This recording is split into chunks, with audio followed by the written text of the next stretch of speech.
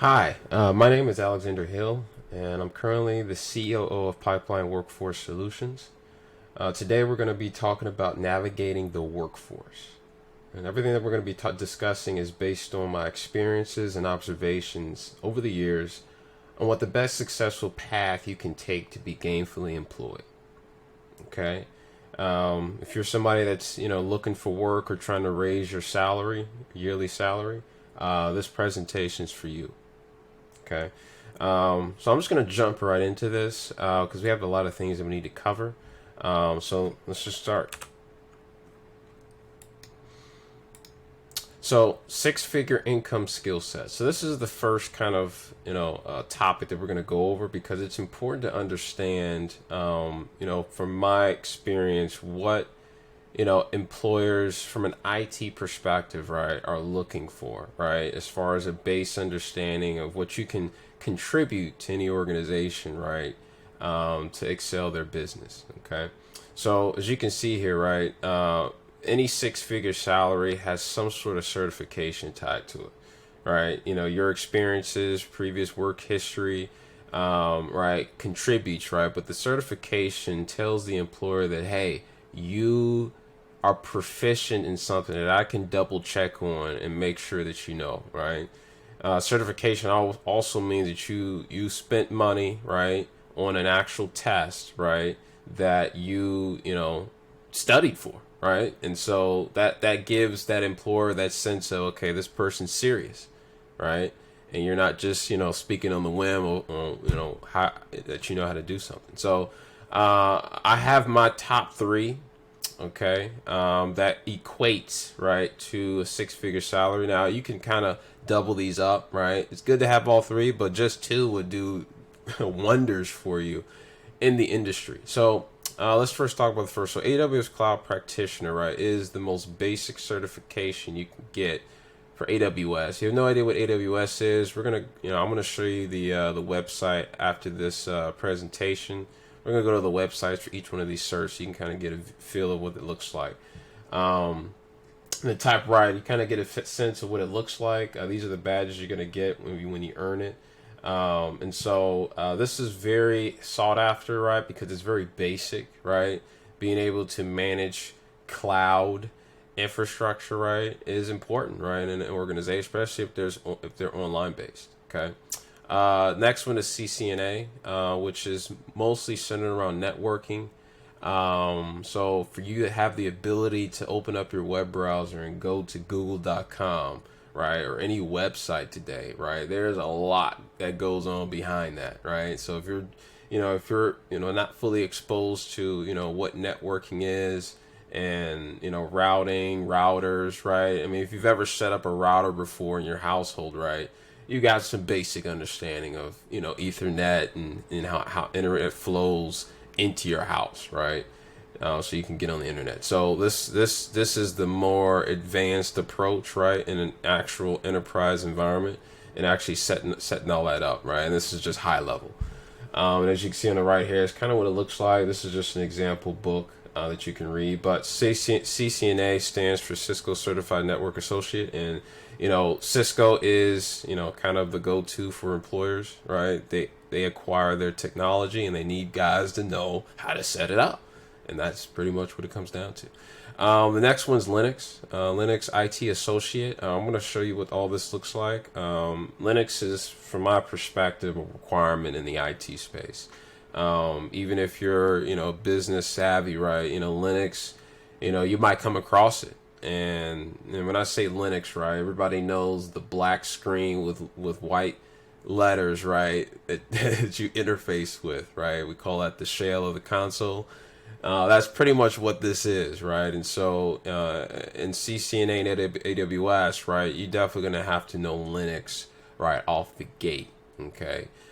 They do train some of that in these trainings, right? But if you have Linux, right, on their backbone, that can equate to X amount of dollars, right, depending on the organization that you're applying for, okay? Last but not least, right, two self-taught coding languages, right? Coding is something we're going to talk about maybe in another presentation, but a combination of some sort of base understanding of coding, right, helps in your journey through these certification pathways. So let's say, for example, right, I got AWS, Linux, and maybe I learned Python, right? That can get you a six-figure salary. Okay. If I did CCNA in Linux, right, that can probably net you, upwards toward, 80, 85, $90,000 a year, right? Depending on experience. Okay. Adding that coding language to it, I mean, you're at six figures, right? Because you have kind of a what we call a stack of technologies that, can help a company grow, right? As far as, their infrastructure and how their business is set up. So, I got a note here, right? Learn as much software tools that companies use, right? And I know a couple of individuals today that this is what they do religiously, right? They learn what companies buy, right? The software. So, we already know the most basic software. It's just like Word, Excel, PowerPoint. You see this, right? At least know that, right? Because that's something that companies use, okay? But let me tell you, there are thousands of other software companies that sell software to enterprise and even small business today, and they use that to operate their business, right? So it could be a project management tool like Jira, right? Maybe a ticketing system like ServiceNow, right? I mean, I'm just off the top of my head, right? These are tool sets that you might come across depending on where you're going down. So this first slide is very important in understanding that, and I think that after we go through at the end of this presentation, you'll have a better understanding of what all this looks like. So let's move forward. Are you a job seeker in the IT industry? There's 10 things that you need to know. Okay, so this is kind of the glossary of what we're going to be talking about. So just so you understand, this is the flow. So we're going to understand what job descriptions are, how HR works in a company, the best resume, very important you understand that. Interviewing, right? Some key pointers I want to provide there. Negotiating salary. This is a very controversial topic, but something that you would need to know in the higher ranks of salary, right? Especially if you're going towards 100, right, K salary a year. So staffing firm opportunities and full-time opportunities, you got to know the difference, based on where you're at in your career. There's definitely a choice you got to make when you do this. Okay, we're going to talk about that. Offer letter check. All right, somebody gives you an offer letter. What do you do, right, if there's something that you don't like? Right, 14-day rule. We're going to talk about, after you get the job, what happens, right? What do you need to do? And law of averages. We're going to go over that. It's a very important topic throughout this whole process, so we're going to go over that. So let's just jump right into it. Understanding job description. So, very first thing, never get intimidated by skills you may not have. Okay. Job descriptions are their overview, right, of what the job is going to entail, right? Look for 30% of the skills that you can do. Okay. There's never going to be a perfect match, and if there is, cool, apply. But if you see 2 to 3 different skill sets on your resume that match your job description, just apply. Okay. Their goal is to catch all of everybody, right? And we're going to talk about that and how HR operates, right? But degrees don't matter. Okay. If it requires a degree, even a master's, right? And they say that it's required, right? I don't care about that, right? That's my pet peeve. Don't get intimidated by what the job description is requiring, because there might be a chance where they might not care. They haven't updated the job description in 2 years, right? And it's just sitting out there to keep resubmitting it, right? So in this day and age in IT, right? IT is not solely based on a degree; it's based on experience, right? Certifications, which adds a plus and compensates for that, I would say. So that leads to the next point. Certifications are important. Okay. Some job descriptions tell you what certification you need, right? Some don't, right? It might just say AWS on the job title, right? But they might not say certification. But if you have the cert, right, you have a more inclination of getting called about the role. So Keep that in mind.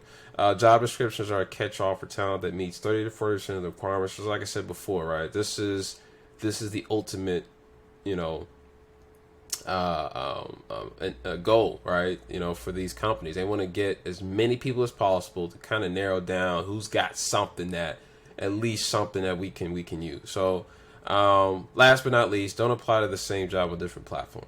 Okay, so if you go to Indeed, you know, you apply to an AWS job, right? And you see the job is called, or the company name, you see the company name, you apply, and you go to LinkedIn and apply, right, or Career Builder, right, and you see the same job there, right? I kid you not, right? There will be repercussions if you apply to the same role on different platforms, okay? On the back end, you will not, your resume will be marked as spam, okay? When I say spam, I mean that the system, right, will not, you know, validate that this is a real person per se, okay? Because it's almost as I call it spam because if I get, you know, 3 to 4 calls of the same person, right, that means that, you know, that person didn't care about who you are on the other side. They're just trying to submit, right? So employers, they got systems in place to filter this out, so you're not even gonna get through most of the time. So keep that in mind. Sometimes you probably wouldn't know if it's the same company or not, but 9 times out of 10 they just kind of repost, right? Their tool that they use repost the job to multiple platforms, right, or job boards to actually find talent. So yeah. Next category is now how HR works in a company. Okay. And this is a high level understanding, right? When you're doing your job search, right? Is just understand what's going on in the back end. Okay. So HR doesn't understand the role entirely. Okay. And that's an understatement because, you know, HR, they get all their information from someone else. Okay. They're not the proficient person in what's required in the role, right? They get a laundry list of, you know, KPIs and descriptions of, you know, what skills that person needs to be competing in that role. So HRs, they're just trying to get people. They're trying to grab people. Okay. So like I said, so the next one, HR gets the job description from the department manager. So, you know, most companies have departments, right? You got your sales department, you got your IT department, you know, and you got all your various departments in an organization, right? And so each department needs talent, right, to operate their department. Okay. So if I'm IT, right, and I need, you know, 12 guys, right, to come in, right, and actually contribute to the development of whatever project is there, right, I'm going to HR, human resources, right, as a department manager, and I'm asking or telling them, hey, I need a person that knows this. Okay. That's what they're at. That's what they're telling HR. HR is writing it down on a piece of paper, typing it out on Word or something like that, and they're formulating a job posting. That's what's going on. HR doesn't know the IT side of things. They just know that this is what the department manager wants. Okay. So HR posts the same job description to all job boards. So, you know, this is what I said in the previous slide, right? You know, you might see the same job description in multiple places, right? And you see that because, you know, that's from the department manager. So I'm just going to keep posting it. That's what he needs. I'm going to post on Indeed, Career Builder, right? You're just going to keep seeing that. So be mindful when you're reading these job descriptions. Have a mental memory of what these things look like because it's going to be the same formatting and everything. It's scary, right? Be careful, all right? HR professionals have a software program that can filter incoming applications that match the job description based on keywords. Okay, so we're going to talk about keywords later on, but just know that for bigger organizations, right, they probably get, I would say, a lot of resumes. Okay, so much to the point that I'm probably not sitting there, right, going through each one of those, okay, day by day, right? I'll have a program or software that does that for me, okay? So the program is programmed to match your resume. We're going to talk about this. It's going to match your resume with the job description based on keywords. And if things match, they're going to push your resume to another folder for that, HR person to review. And if something doesn't match, right, you go into the trash or you're disregarded. It's just that simple. Okay. No, it's scary, but if I'm a business, I can't go through every last one of these, right? So we're going to talk about, resumes and how to set this stuff up appropriately. So the best resume, okay? Formatting is very important, all right? And I haven't put it here, right? But there are certain typography, right? So we all know about the Times New Roman, right? Gothic Pro. I think there's some other ones as well, but you have to choose your formatting correctly, because if you don't, either the program on the back is not going to pick it up, right? Or it's not going to be able to see or be able to it's like it's trying to extract data from your document. Okay, so if you submit a Word document of your resume, right, there's a different way of how it pulls information out. If you submit a PDF, right, it's a different story. PDF's a little bit better because I'm able to extract the information better, all right? Because Word, if somebody opens up a Word document and they don't have the font that you had on your computer, well, it's going to come up crazy on their side, right? So you want to have like a universal font that people have, and try it with different fonts just in case to see how your resume changes and formatting. But that stuff's important. Next thing is certifications first. So I have kind of a hierarchy of how, your resume needs to be set up based on the importance factor, right, that employers care about, right? So certifications, first thing on the list, okay? You want to make sure you got that, clear as day, big and bold, right? Okay, and, and just make sure that is a highlight point, okay? Then put your skill sets, right? Because that's what they're looking for, right? Just one word skill sets, like, okay, if in IT, right? Okay, if you have, certification, just put, AWS cert, blah, blah, blah. Skill sets, just one word it down. Okay, I know the shell, right? I know Python, right? Just make it like bullet points or just like, comma listed out, right, appropriately. And that's how they can just kind of glance through your skills, okay? Education's third, right? Just kind of give them a what college you went to, right? Just so they know. Somebody might have worked there or went to that school, right? So that might be a plus. Who knows? Then your work history, right? Good thing about work history, right? You can write as much as you want, One of the things that I do is I put some of the skills that I highlight at the top, right? And put them, kind of the important skills, right, throughout the work history descriptions, okay? So if I was a, front-end engineer at, company XYZ, right, I'm just pretty much putting in the description of what I did there, the skills that I used. So they kind of can match, okay, hey, this person did that there, this person did that here, he knows how to do this. He's got examples, okay? The more detailed, the better, right?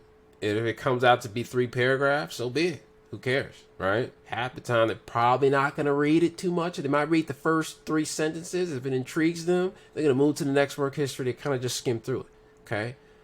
The more work history you have, right, kind of extends your resume. A lot of people say, the shorter the resume, the better. My resume is 6 pages, right? No one's told me that's the wrong, thing to do, but, that might just be based on how much work history you have. So if you're just starting out, it might just be a 1-pager, right? And just, has some of the stuff, but put as much detail as possible. Talk about, troubleshooting, right? Things that you had to accomplish or fix. They care about that stuff, right? And most of the time when they see a lot of writing, they're like, okay, this person's detailed. Last but not least, some positions don't care about cover letters, okay? I know I don't submit cover letters in the IT space. I really don't. Because on the back end, right, 9 times out of 10 don't even look at it, right? They're looking at that resume from a skill set perspective, right? Cover letters come into play when, if the application says, hey, you can't submit your application until you have this cover letter, right? Might have like the red asterisks and stop you, right? That's one of the only cases where I have to go and actually make one. But cover letters are important for a lot of different positions. IT is not so much required. You're not going to get dinged if you don't have one. So Very controversial topic, but that's just from my experience. So do as you please. If you feel it's important, go ahead, be my guest. Next phase, interviewing. Okay. So as we talked about before, right, manager interviews and HR interviews are different, right? HR interviews, I should have flipped this around, but HR interviews are, after that job description goes out and you apply to that job, right? HR is reaching out to you because there might be a match based on the program, right? That they have. And then they call you. They give you a call, okay? And they're just trying, it's out of the whim. Like, you don't really know when they're going to call you, right?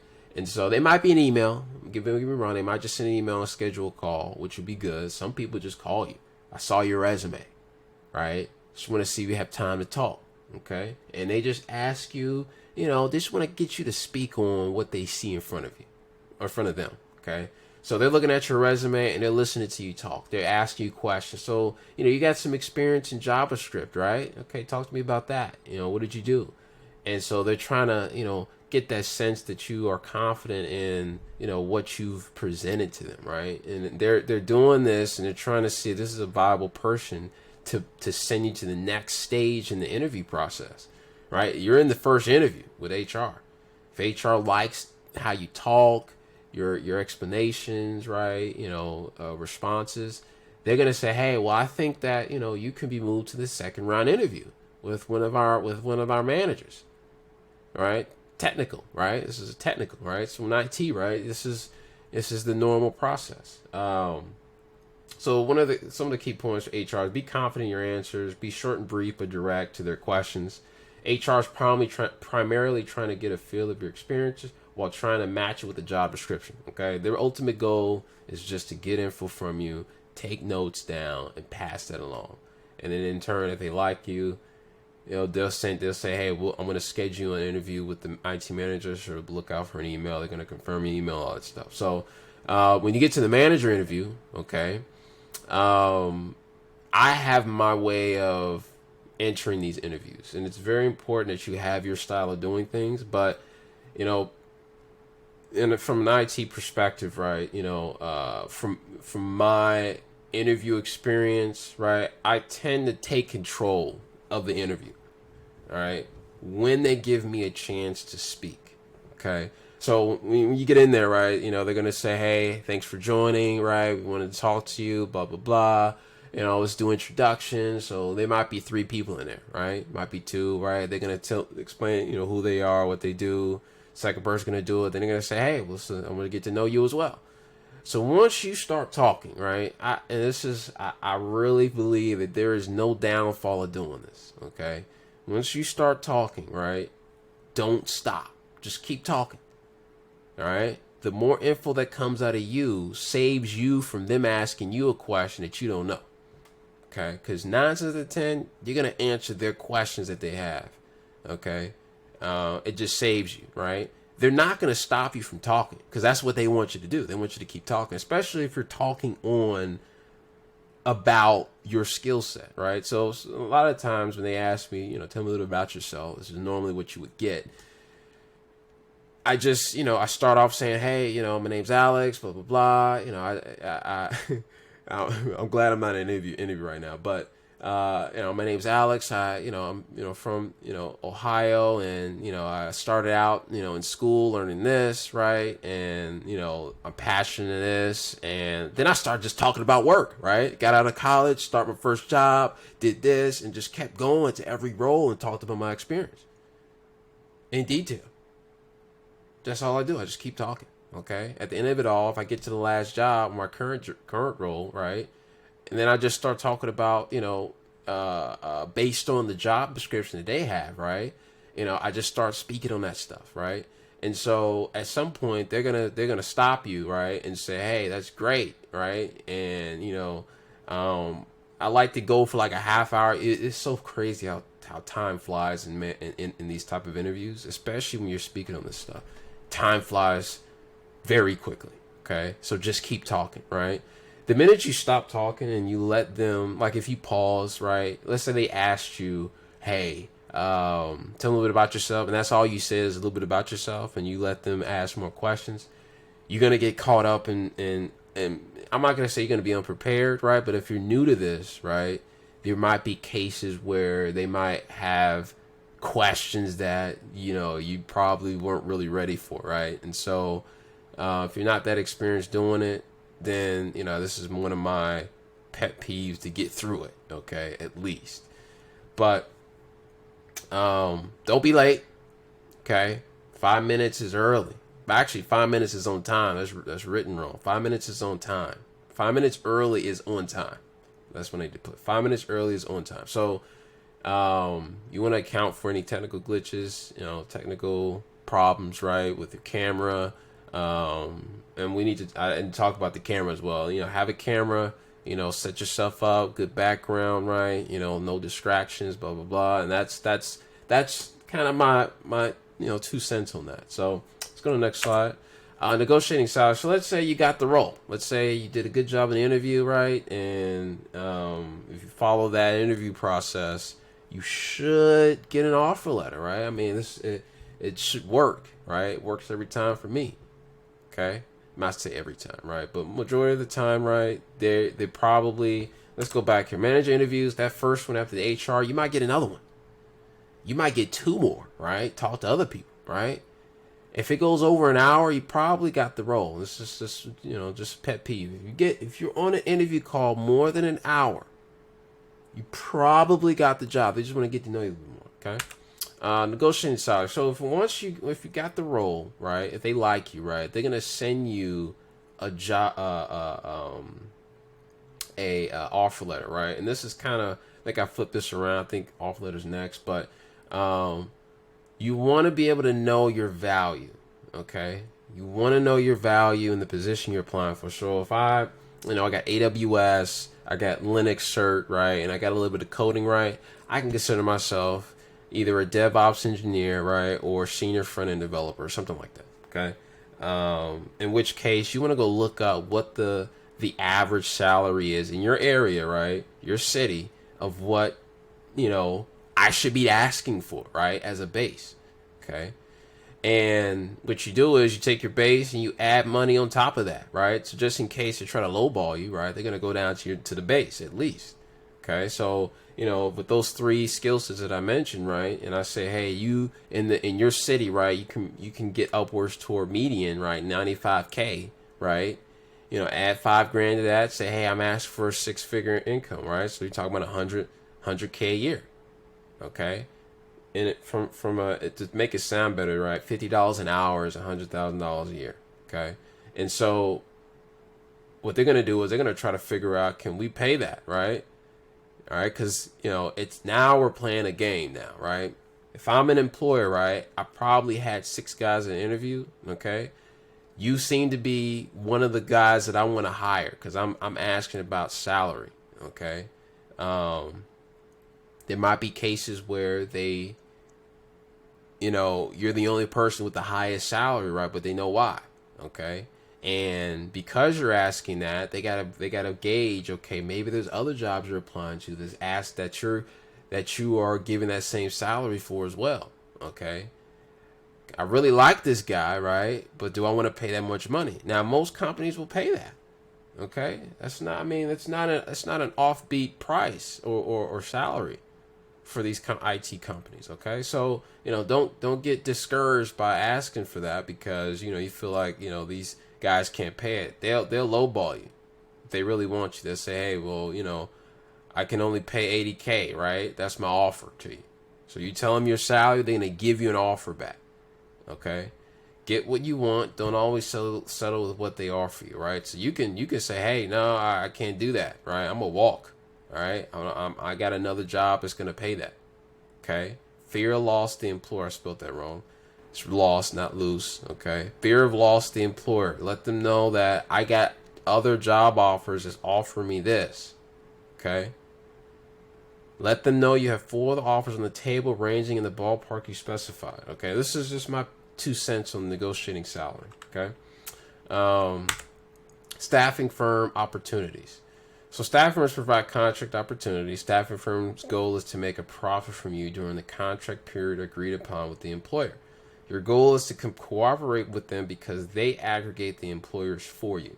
Staffing firm advantage is to excel your career and build your resume in a short amount of time to prepare for the full-time salary roles. Okay, so this is an overview, right? Staffing firms can help you in your career process or career growth. Okay, when we talk about staffing firms, right? Contract opportunities are like 6 month, could be a year, right? If they extend it, right? But these are your temp jobs, right? Per se, right? Where you're making a lot of money, but it's hourly, right? And if they don't like you, you could just be fired, right? Without anything, right? They could just say, hey, I don't like you anymore. We're gonna cancel this contract. So that's the only downside. But if you're really good at what you do, right, you can really build a resume in a short amount of time. Do from the staffing firm perspective. Okay. These type of roles, right? You can still make your six figures. Don't get me wrong, right? What employers do, right? They partner with staffing firms to find talent, right? And they offload all of the benefits that a normal employer would have to take on or have ownership of to provide you from a full-time perspective, salary perspective. Okay. So staffing firms will provide you all the benefits, right? They'll keep you on board. If something happens at the employer, that staffing firm will actually find you another job because they make money on top. If you're making $20 an hour at a call center, right, and you're through a staffing firm, that staffing firm is charging the employer $8 on top of that per hour, so that they make money as well. So it's the incentive of the staffing firm to keep you employed because they make money too.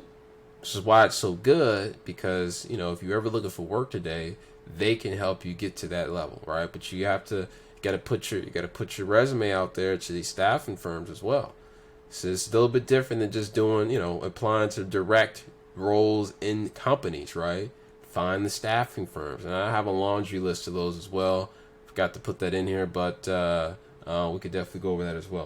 Next one is full-time opportunities. All right, so we talked about this, salary positions. That's what these are.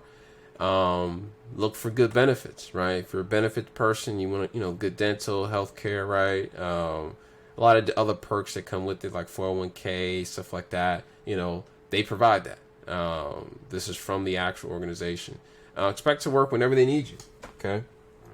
From a salary perspective, right? There is no 9 to 5, right? Guarantee, right? There might be a 9 to 6, right? There might be get on this call early. There might be something down, right? Who knows? Okay. That's what this full-time is. You got to be geared up for. Okay. Stay in full-time roles for at least a year.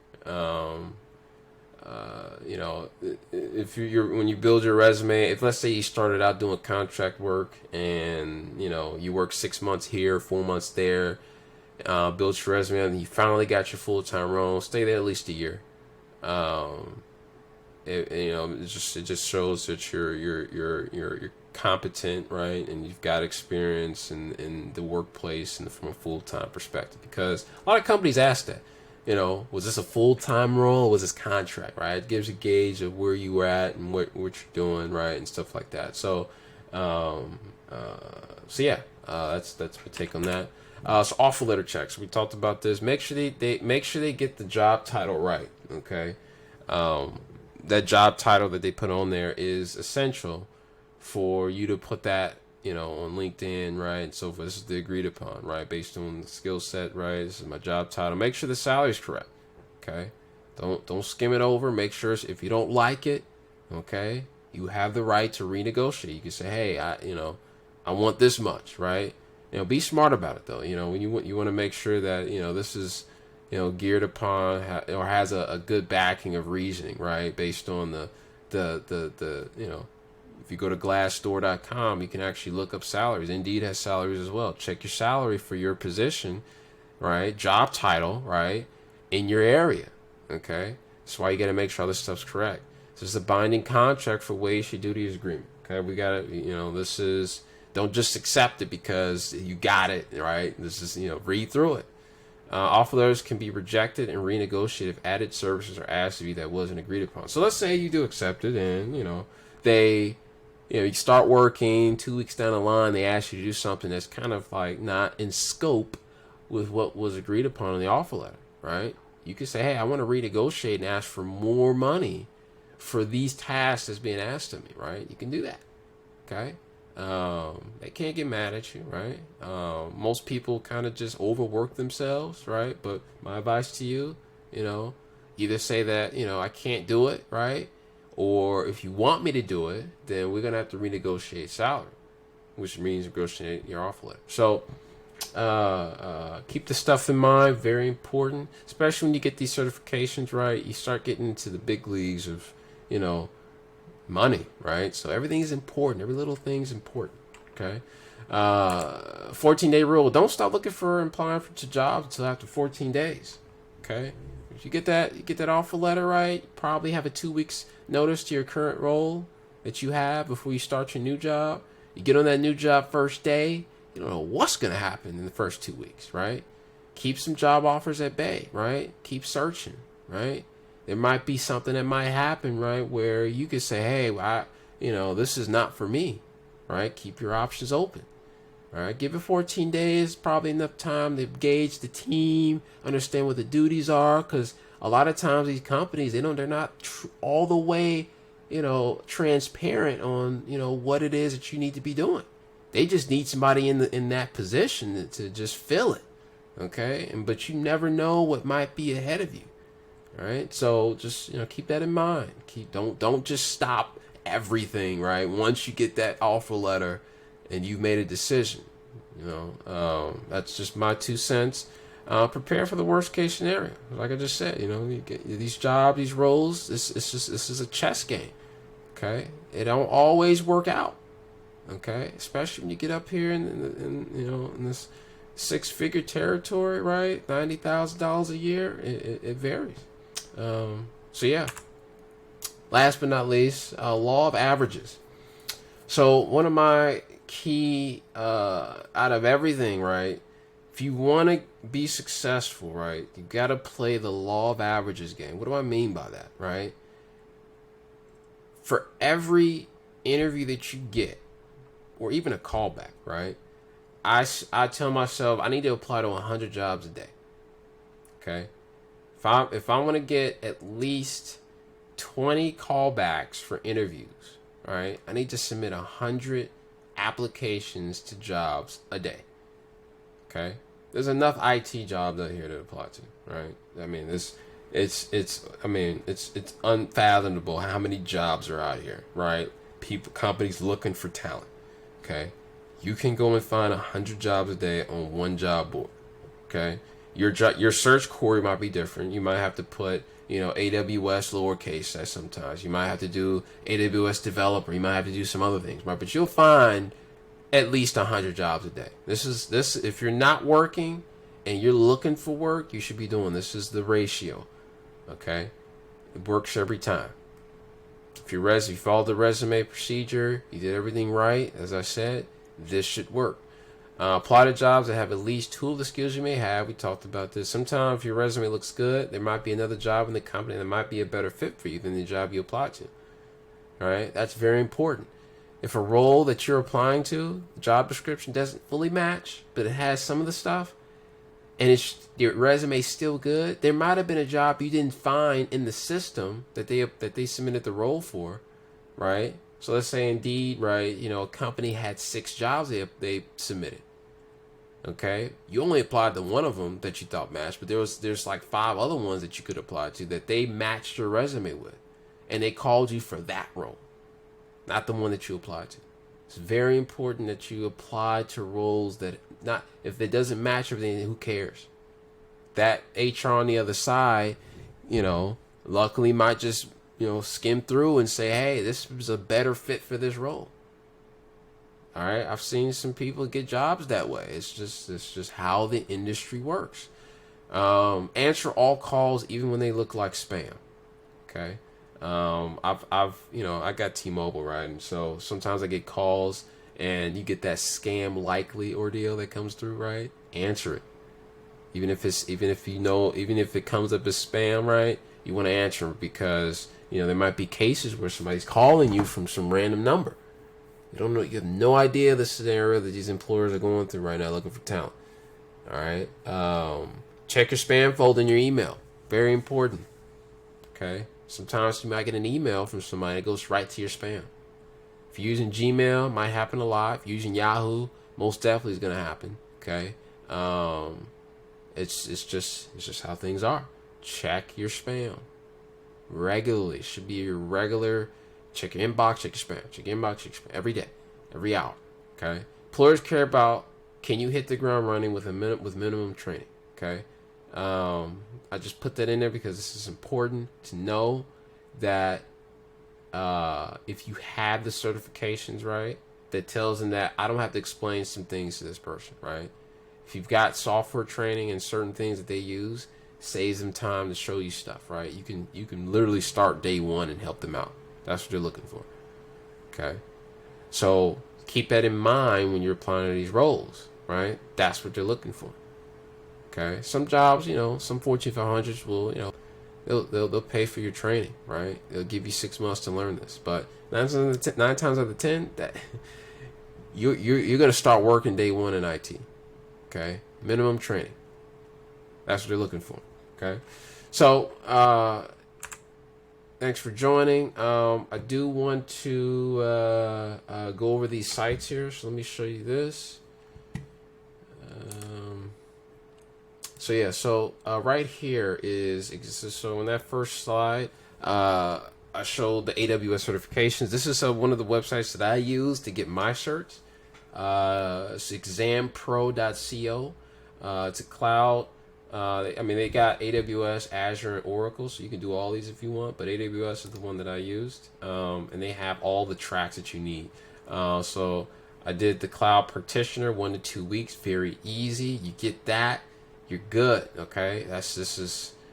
2 hours of training, really, and they have practice tests, quizzes, all that stuff in here. Get you prepared. You take this, you schedule your exam, and you can get this cert. It's very easy, especially if you follow this.